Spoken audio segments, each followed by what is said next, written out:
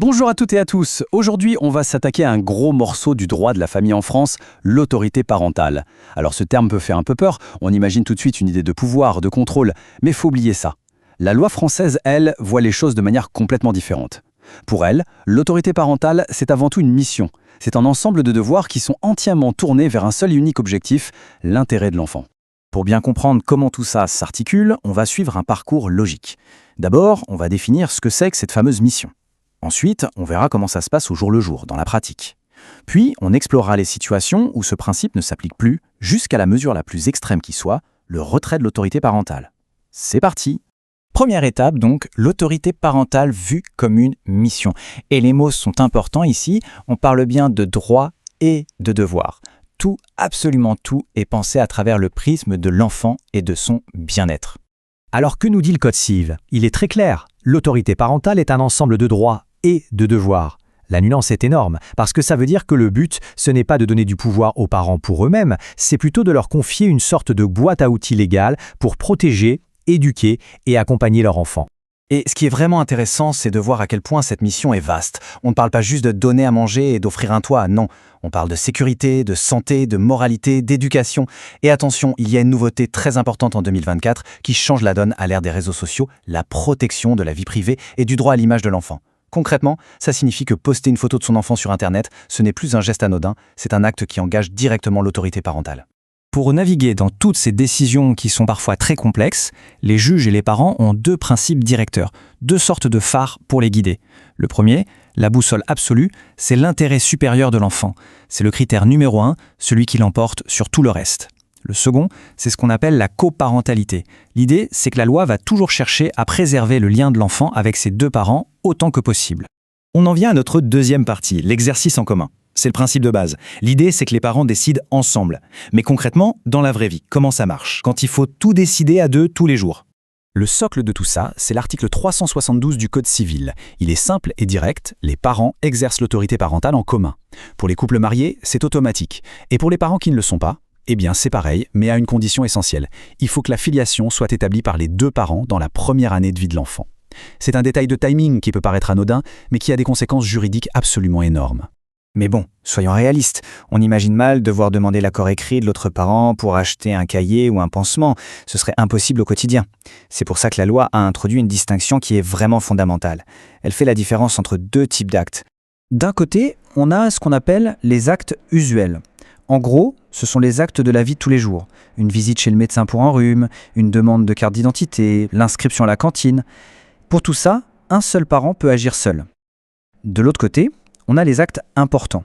Et là, on change de dimension. Ce sont les décisions qui ont un impact lourd sur l'avenir de l'enfant. Un changement d'école, une opération chirurgicale ou même une exposition médiatique. Pour ce genre de choses, c'est non négociable. Il faut l'accord des deux parents. Et tout ce système repose sur un mécanisme juridique assez malin, ce qu'on appelle la présomption d'accord. Pour les actes du quotidien, la loi part du principe qu'un parent qui agit seul a forcément l'accord de l'autre. C'est ce qui permet d'éviter que la vie de famille ne soit paralysée, surtout pour les parents séparés.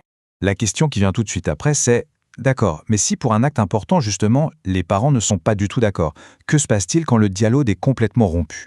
C'est à ce moment-là qu'intervient le juge aux affaires familiales, le fameux JAF. En cas de blocage sur une décision importante, c'est lui qui va trancher. Et il faut bien comprendre sa logique. Le juge ne cherche pas à savoir quel parent a raison ou tort, non. Son seul et unique critère, sa boussole, c'est l'intérêt de l'enfant.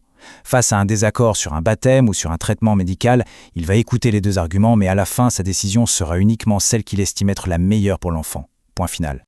On arrive à notre quatrième partie. Parce que cette règle de la décision commune, aussi centrale soit-elle, n'est pas absolue. Il existe des exceptions. Des situations où la loi elle-même prévoit qu'un seul parent exercera l'autorité. Et c'est un point vraiment crucial à comprendre. La loi a anticipé des cas où, soit dès le départ, soit à la suite de certains événements, un seul parent se verra confier l'exercice de l'autorité parentale. Mais attention, il faut être très, très clair là-dessus. Ces situations sont et doivent rester des exceptions.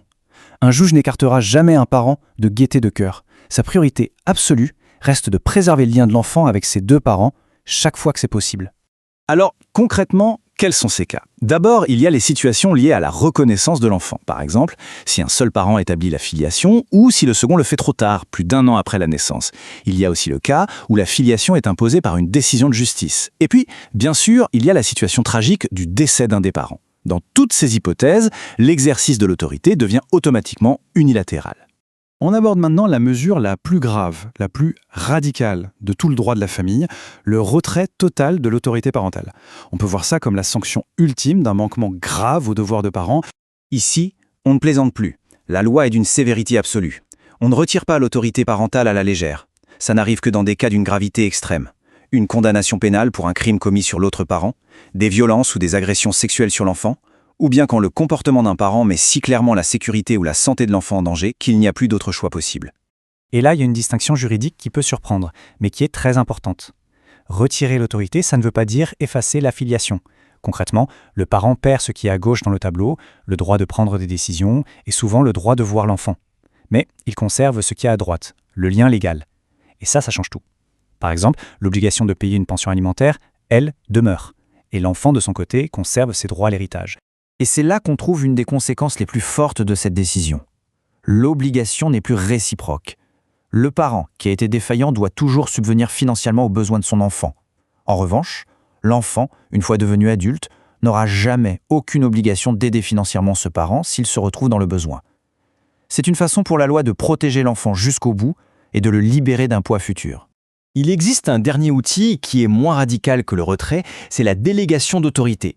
C'est une solution qui se veut temporaire. Quand des parents traversent de très grosses difficultés, ils peuvent demander eux-mêmes, ou un juge peut le décider, de confier l'exercice de leur autorité à un tiers de confiance, un proche par exemple, le temps pour eux de se remettre sur pied. On termine sur cette question fondamentale que soulève tout ce système juridique. Où est-ce qu'on trace la ligne entre l'autonomie de la sphère familiale et le devoir de protection de l'État envers l'enfant? Il n'y a évidemment pas de réponse simple et c'est un débat qui est au cœur des évolutions de notre société.